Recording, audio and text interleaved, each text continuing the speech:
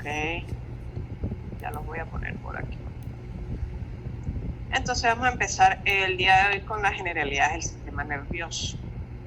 Como ya les había dicho el otro grupo, nosotros somos el componente práctico. Bueno, en teoría ustedes van a ver pues el conocimiento teórico y nosotros deberíamos ese conocimiento teórico usarlo para identificar estructuras en modelos anatómicos que no tenemos, pero hay muy buenos dibujos. Pero igualmente les voy a hacer un resumen de todo lo que se va a ver a lo largo de la materia. Entonces empezamos con un concepto de sistema nervioso central que ya está ahí, no debía salir. Entonces, bueno, primero es un tejido de origen ectodérmico, que ustedes ya deben saber que la unidad anatómica y funcional es la neurona y que su función principal es procesar rápidamente señales para ejercer un control tanto del organismo, es decir, del medio interno, como las señales que vienen del exterior. Entonces es el principal sistema que nos hace conectar con el medio ambiente. Yo no sé por qué aquí está Banchón, pero a ese lo va a preguntar primero. Mande. ¿Qué es la sustancia gris, señor Banchón? La sustancia gris es aquella que está compuesto por la blanca era por los axones. Sí, pero yo le pregunté cuál es la gris. Y la gris era que está compuesto por las fibras. Ok, la fibra y la opción es lo mismo. Doménica, ayude ahí a Banchón, que tiene una idea, pero está un poquito confundido. Ya, Era el cuerpo Ya le pasó su oportunidad, ahora habla Doménica. Ya, la sustancia blanca, la sustancia gris, la blanca era por los cuerpos neuronales, en cambio la gris son por las prolongaciones neuronales, que eran los nervios craneales y los espinales. No, María José. Si no me equivoco, la sustancia gris era por el soma, y la sustancia blanca, la vaina, la mielina, o sea, por las terminaciones nerviosas. Más o menos. Entonces, la sustancia gris corresponde a la parte del sistema nervioso central donde está el soma. ¿Qué es el soma? El cuerpo de las neuronas. ¿Se acuerda que en la primera lámina habíamos dicho que la unidad anatómica y funcional del sistema nervioso central es la neurona? Y la neurona, las dos principales divisiones es el cuerpo y el axón, que es la prolongación. Entonces, la sustancia gris está formada por los somas o cuerpos de las neuronas. ¿Por qué son gris o es más oscura que la sustancia blanca? Porque tiene una mayor cantidad de, como lo ven aquí, de capilares sanguíneos y eso le da un color más oscuro, por eso es gris. Es como el centro o el CPU de todo el organismo. Ahí es donde se procesa la información, ahí es donde se generan los impulsos nerviosos que van del sistema central al periférico generalmente. ¿Cómo se agrupa o dónde encontramos la sustancia gris en el sistema nervioso? Betsabe.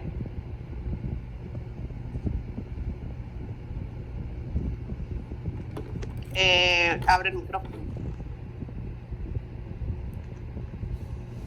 Ya, en la periferia del cerebro y en el interior de la médula espinal. Perfecto. Entonces, la vamos a encontrar en el córtex, que también se denomina manto o pálido, que está en la parte externa de la corteza cerebral y de la corteza del cerebelo. La corteza cerebral. Perdón. También lo encontramos en agrupaciones de neuronas que están dentro de la sustancia blanca. Cuando ese cúmulo de cuerpos neuronales está dentro del sistema nervioso central, quiere decir que está en el encéfalo, en el cerebelo o en la médula espinal, se denominan núcleos. Por su fusión hay núcleos motores, hay núcleos sensitivos y pueden haber núcleos vegetativos del sistema simpático. Y ganglios. ¿Cuál es la diferencia de los núcleos y los ganglios? Por aquí salió Eunice. Disculpe, doctora. ¿Cuál es la diferencia de núcleos y ganglios? Si estamos hablando que todo es sustancia gris. Yo estaba, bueno, en el video apareció que no hay tanta diferencia entre ambos, porque, por ejemplo, tienen tanto ambos están compuestos por sustancia gris, pero, o sea, solo como que mencionó no les encontraba en el cerebro. Pero me imagino que ha de ser que tienen diferentes funciones en cuanto a transmisiones nerviosas, no sé, transmitir algo. No, absolutamente, o sea, sí. ¿Me escuchó? Sí, ¿Me no. escuchó? ¿O no? Sí, perfecto. Ah, perdón. Ok, tiene la idea. Estructuralmente son iguales, son acúmulos de cuerpos neuronales. La única diferencia es la situación o la ubicación donde están. Cuando ese acúmulo corresponde al sistema nervioso central, es decir, en el encéfalo, cerebelo, tallo y médula espinal, se denominan núcleos. Si ese acúmulo de neuronas está fuera del sistema nervioso central, es decir, que está fuera del cráneo y fuera de la médula espinal, se denominan ganglios. La función puede ser motora, sensitiva, vegetativa, independientemente si están dentro del sistema o fuera del sistema. La única diferencia es la ubicación. Si está fuera, le decimos ganglios, si están adentro, le decimos núcleos. Y por defecto, entonces la sustancia blanca, que sería Fiorella. Fiorella.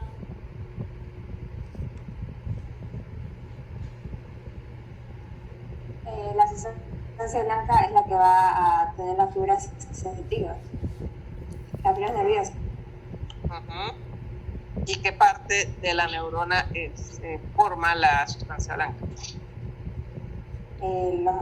Las prolongaciones, ¿Cómo se llaman? los axones. Correcto. Entonces, la sustancia blanca, si la sustancia gris es el cuerpo, entonces las prolongaciones o axones es la sustancia blanca. ¿Y por qué blanca? José.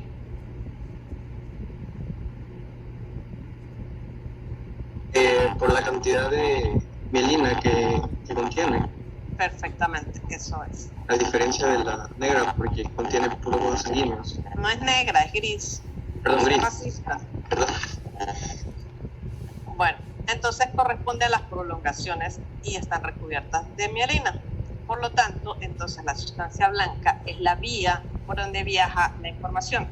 La información se produce o se recibe en el cuerpo de la neurona, esos son los núcleos, esa es la corteza, y se transmite a través de la sustancia blanca que forman nervios, los nervios forman fascículos, los fascículos forman condones y forman plexos y se va complicando todo más o menos así. Entonces, el sistema nervioso central sería el encéfalo, tallo encefálico y médula, que es lo que está en el centro. Ya.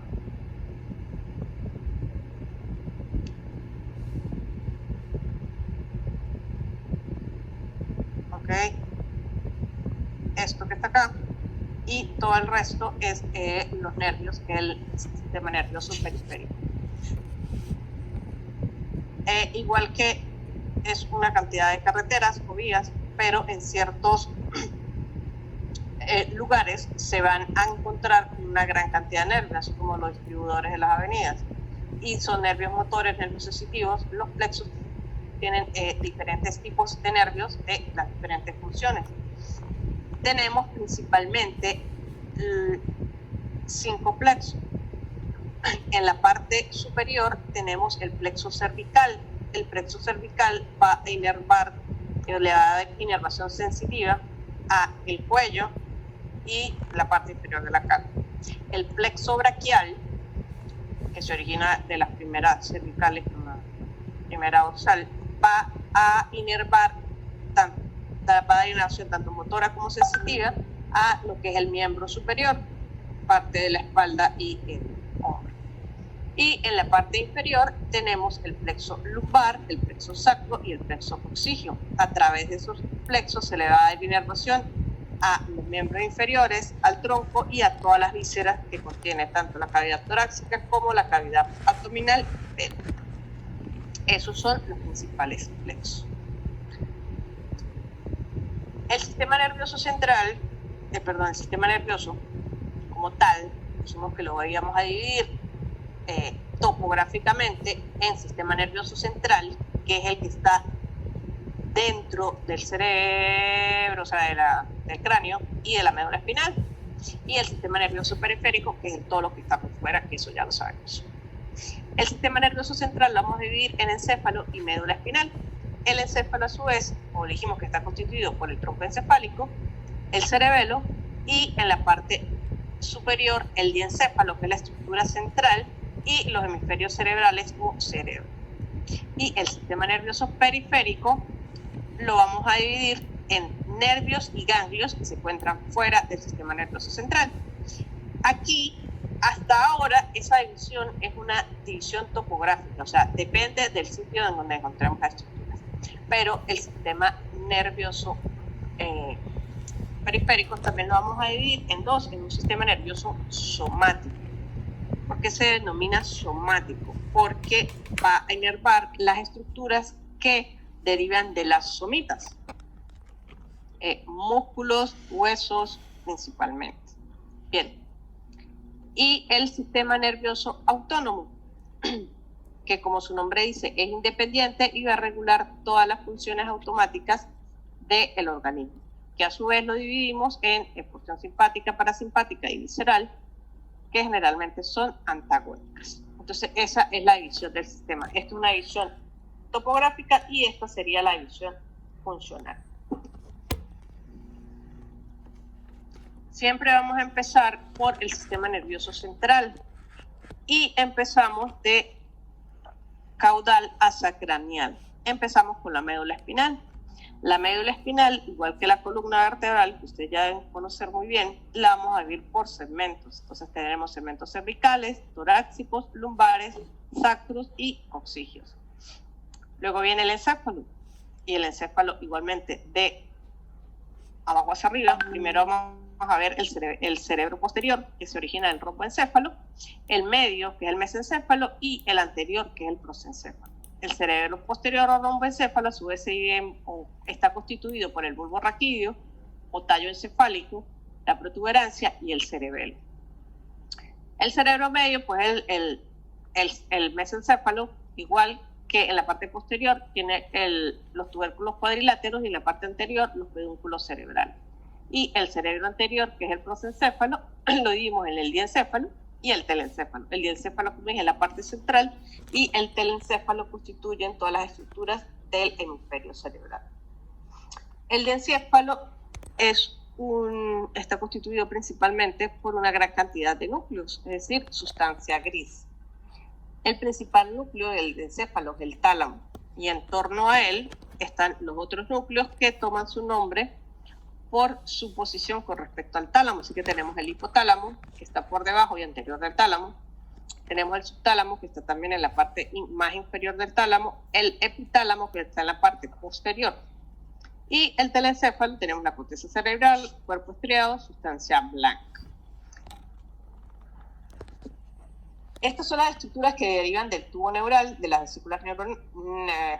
vesículas embriológicas. Y como ustedes saben, el tubo neural tiene una cavidad y esa cavidad va a formar el sistema ventricular. Entonces, cada uno de estas divisiones corresponde a una cavidad.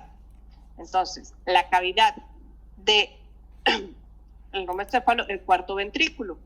La del mesencéfalo no tiene una cavidad como tal, sino tiene un conducto, que es el acueducto del mesencéfalo o acueducto de Silva. El diencéfalo va a estar relacionado con el tercer ventrículo y el telencéfalo con los ventrículos laterales. Todas estas cavidades se comunican entre sí y ellas se comunican con el agujero ependimario que queda en la médula espinal. Ok. Entonces, esa es básicamente la división del sistema nervioso. A nosotros, como nos corresponde la parte práctica, el objetivo de la parte práctica de fisiología es que ustedes identifiquen las estructuras anatómicas de las cuales hemos hablado, las que se pueden identificar, obviamente, porque algunas son muy pequeñas y no podemos. Entonces, si hacemos una disección de todo el sistema nervioso, tenemos esto. Entonces, anatómicamente o topográficamente constituye el sistema nervioso central. El resto, que está formado por los ganglios, que son pequeños y no se ven, y obviamente la gran cantidad de nervios. Aquí está. Okay. Entonces vamos a empezar la práctica del día de hoy. En fresco, esta sería la disección de un sistema nervioso central. Obviamente el sistema nervioso periférico, pues los plexos sí se pueden disecar, pero pues no se puede hacer una disección como esta. ¿Okay? Así que la mayoría de las láminas, las estructuras que mejor vamos a identificar son las estructuras más grandes, que sería el cerebelo, tallo encefálico y médula espinal. Esta es una disección de tórax posterior donde se expone toda la médula espinal, que sería esta señorita que está aquí.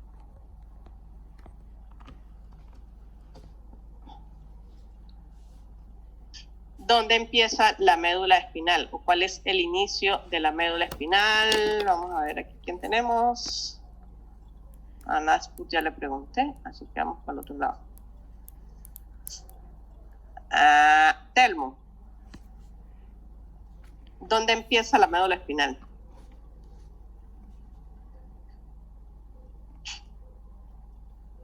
Telmo, para hablar necesitas activar el micrófono. Gracias. ¿Sí me escucha? Sí, señor. Aló, sí, ya. ¿De la primera vértebra cervical? No. No. O sea, ya del atrio y todo eso, sí. Otra persona que ayude a Telmo, por favor. ¿Dónde empieza? Comienza ¿Se puede decir que es agujero magno, occipital. Ajá. ¿El foramen magno? Sí, el agujero foramen magno. O sea, la médula se continúa desde lo que estamos hablando de la médula oblongada. Eso, Y una vez que pasa el agujero magno, ahí se viene a llamar como tal médula. Ok, entonces vamos a hablar de unas referencias externas óseas, como ustedes lo dicen, porque evidentemente se continúa con el tallo encefálico. Entonces tenemos como referencia externa el agujero occipital o la apófisis odontoide del axis. Eso como referencia externa. Pero si nosotros sacamos la médula y no tenemos la referencia del occipital o no tenemos la articulación atlantoxoidea, entonces vamos a tener otras referencias que son propias de la médula espinal. Entonces, en la cara anterior tenemos la decusación de las pirámides, que es en ese momento que se decusan la pirámide, hacia abajo empieza la médula. Otra referencia es la emergencia de la primera raíz cervical. ¿Ok? Entonces, de ahí termina el tallo encefálico, sale la primera raíz cervical, está la decusación en la cara anterior, ahí empieza la médula espinal.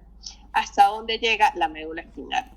Si vamos con referencia externa, va a llegar aproximadamente al E1, bueno, que es como por acá. Cuando veamos embrio, ya Nati, no sé ni qué va a dar, esto vamos a ver que sí es cierto que la médula espinal se va a dividir en segmentos igual, o se nombran igual que la médula, que la columna vertebral. No van a coincidir los segmentos de la médula con las vértebras, con las vértebras. La primera diferencia es que tenemos 8 segmentos cervicales y solamente 7 vértebras cervicales. De ahí en adelante los números son iguales, 7, 5, 5 y 5, pero no van a coincidir con las letras. ¿Por qué? En el desarrollo embrionario, la columna va a crecer más rápido que la médula y va a ocasionar que no se corresponda. Entonces, en la última parte de la columna cervical, C7, algunos autores prediferencian cuando hablamos de C7 cuando se refiere a nivel medular y C7 cuando se refiere a la vértebra, colocan el C7 en números arábicos y si se refieren a la vértebra se coloca en números romanos. Entonces, el nivel C7 medular va a corresponder a la vértebra C6. Si seguimos bajando, en la parte torácica media van a tener dos espacios de diferencia. Entonces, el nivel medular T6 va a corresponder a la vértebra T4. Y si seguimos bajando aún más, la diferencia en vez de ser 2 es 3. Entonces, el nivel L1 le quitamos 3, entonces queda en T10 o T9. Y el nivel S1 va a quedar en T12. Entonces, pero obviamente el canal medular se continúa y se continúa con todas las raíces de la médula porque ellas sí van a salir por su agujero correspondiente. Entonces, si tenemos aquí C6, en vez de salir así, tiene que bajar un tramo y salir acá. Y aquí van a bajar 2. Y cuando lleguemos a T1, todas las sacras van a bajar todo esto para poder salir a través de sus respectivos agujeros, de un lado y del otro hasta la parte sacra. Entonces, la reunión de todas estas raíces nerviosas, tratando de salir por el agujero que les corresponde, es lo que va a formar esta señora que se llama cauda equina o cola de caballo. Entonces, la médula como tal llega hasta, en adultos, al L1 y L2. Por favor, se vuelven a conectar con el mismo link. ¿Ok?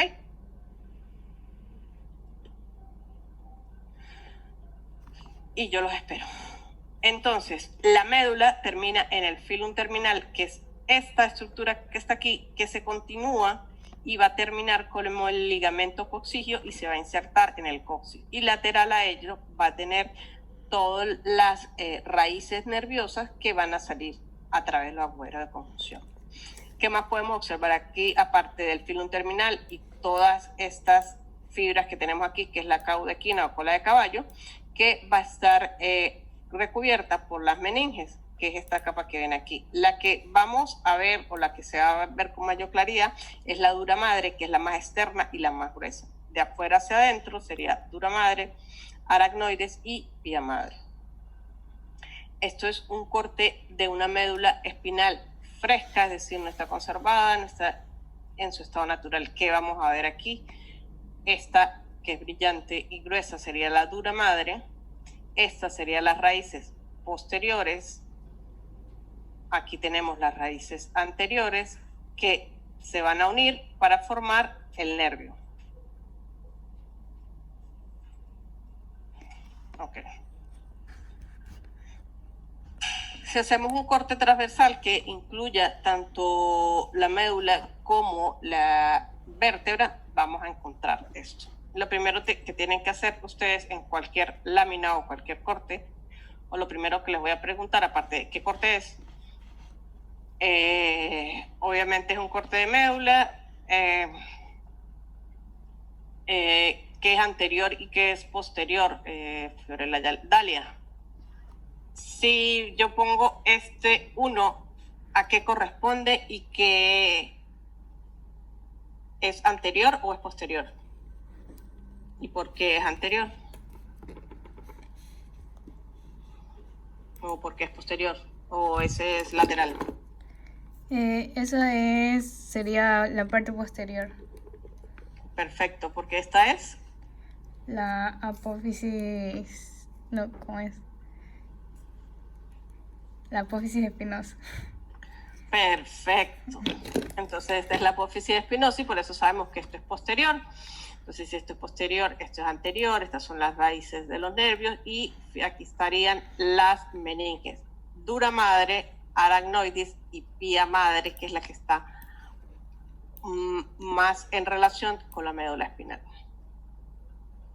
Y si hacemos un corte transversal de la médula espinal, vamos a encontrar acá. Por la preparación se ve como si la sustancia gris fuera blanca y la blanca gris, pero no.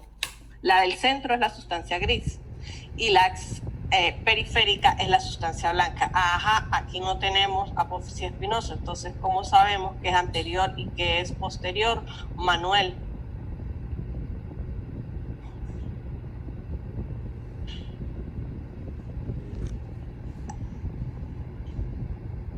Yo.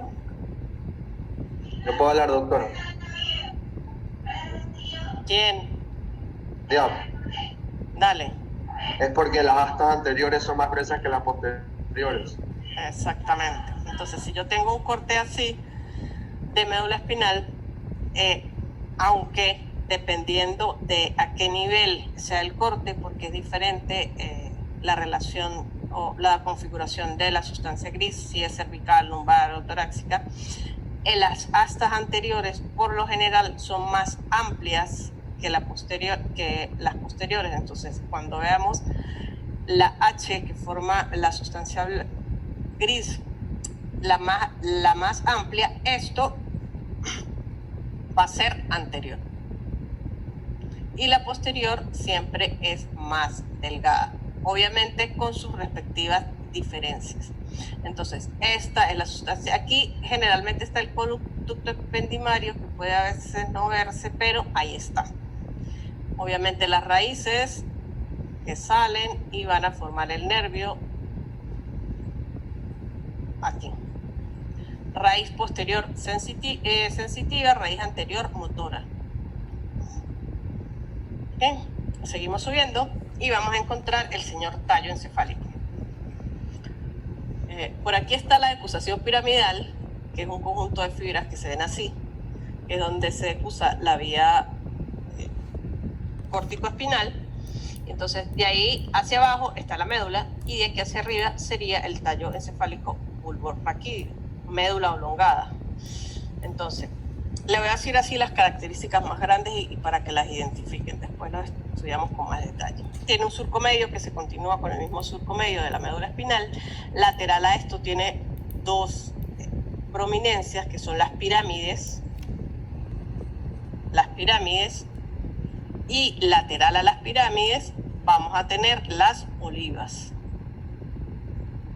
¿Okay? O sea, son estructuras a grandes rasgos para que ustedes identifiquen qué es anterior y qué es posterior. Separa del puente o protuberancia por un surco que es el surco pulvoprotuberancial.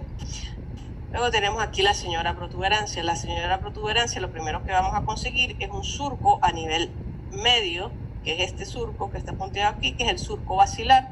Se denomina surco basilar porque ahí está la arteria basilar. Y otra cosa para identificar la protuberancia es que aquí está la emergencia del quinto par craneal. ¿Ok?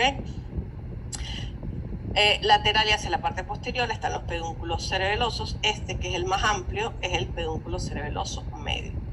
Y en la parte superior tenemos el mesencéfalo. El mesencéfalo en la parte anterior que vamos a observar. Los pedúnculos cerebrales, no se confundan. En la protuberancia están los cerebelosos y en el mesencéfalo los pedúnculos cerebrales. Por aquí es que bajan y suben las vías que van de la corteza hacia la médula o el tallo encefálico. Aquí hay un espacio entre los pedúnculos cerebrales que obviamente se denomina la fosa interpeduncular, que está entre los pedúnculos. Esta es la cara posterior del tallo encefálico. Entonces, de abajo hacia arriba vamos a empezar. Tenemos la médula oblongada. Por aquí estaría el surco protuberancial o el límite entre la protuberancia y la médula oblongada. La médula oblongada entonces tiene una porción cerrada donde vamos a identificar aquí el tubérculo del cuneatus, el gracil y cuniforme, el golo burdes, no sé cómo gracil y cuneiforme, por aquí el ceniciento, pero bueno. Doctora, Esto- ¿ah? nosotros le podemos decir cuneiforme y al otro le podemos decir Goliburdach. Como ustedes quieran. Gracil y cuneiforme. Gracil o gold y cuneiforme o burdas, como ustedes quieran, ¿ok? Y tiene una parte superior que es una parte abierta que forma parte de esta estructura romboidea que es el piso del cuarto ventrículo. La protuberancia pues está formando el triángulo superior del piso del cuarto ventrículo y tenemos los pedúnculos cerebelosos. El medio, que es el más amplio, que es el que recibe todas las fibras pontinas o del puente, el inferior o cuerpo restiforme que está por aquí y el medio, el superior que está aquí, que recibe las del mesencéfalo. Superior, medio, inferior. Si seguimos subiendo, el mesencéfalo, entonces, este sería la fosa romboidea y aquí empieza el mesencéfalo de la cara posterior. Queda un minuto, se vuelven a conectar con la misma, por favor, con el mismo link.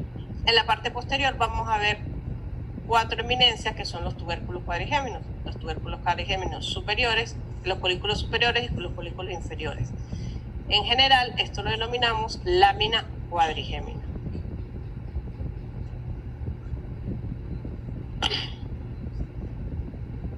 En este corte sagital vemos un corte completo para observar tanto este sería el tallo encefálico, este sería la médula oblongada, esta es la protuberancia, este señor que está aquí es el mesencéfalo, posterior a él tenemos